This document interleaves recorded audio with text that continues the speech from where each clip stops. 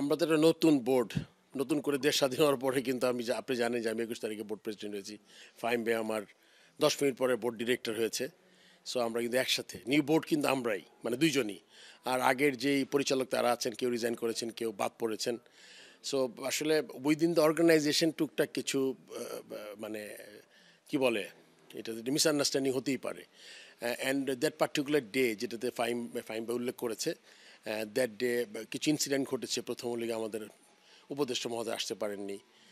নিচে আমাদের কিছু খুব তাড়াহুড়ো করে অনেক কাজ করতে হয়েছে। So I was like not in the best of my mind.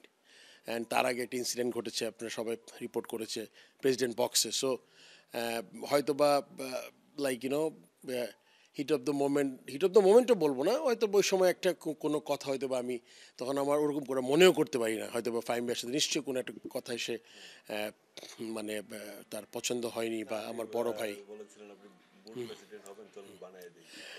এই ধরনের কথা না, এই টাইপ কোনো কথা হলে হতে পারে। বাট এক্স্যাক্টলি আমার মনে নেই আমার এক্স্যাক্টলি কী বলেছি আমি। সো ওই ওই ভুল বুঝাবুঝিটা এখন আর নাই। ভুল বুঝাবুঝি এখন নাই। আমি তার সাথে সে আমার মানে আপনি জানেন ফাহিম ভাই সবচেয়ে ইম্পর্টেন্ট একটা মানে কমিটি আছে, দুইটা কমিটি, ইনফ্যাক্ট দুইটা খুব ইম্পর্টেন্ট অপারেশনস। তো you can say heart of the board after president, and then women উইংটাও দেখছে। সো আমার মনে হয় অনেক পরিকল্পনা আমাদের আছে, এগুলো আমরা ঠিক করে ফেলবো। আর কোনো কথা না বাড়ানোর দরকার নাই।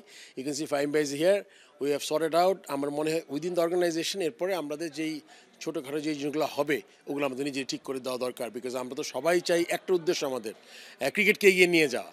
সো ওইটাতেই আমরা থাকবো। ইনফ্যাক্ট আমরা আমাদের যেই ছোটোখাটো যে সমস্যাগুলো আছে আমরা সর্ট আউট করে নিব।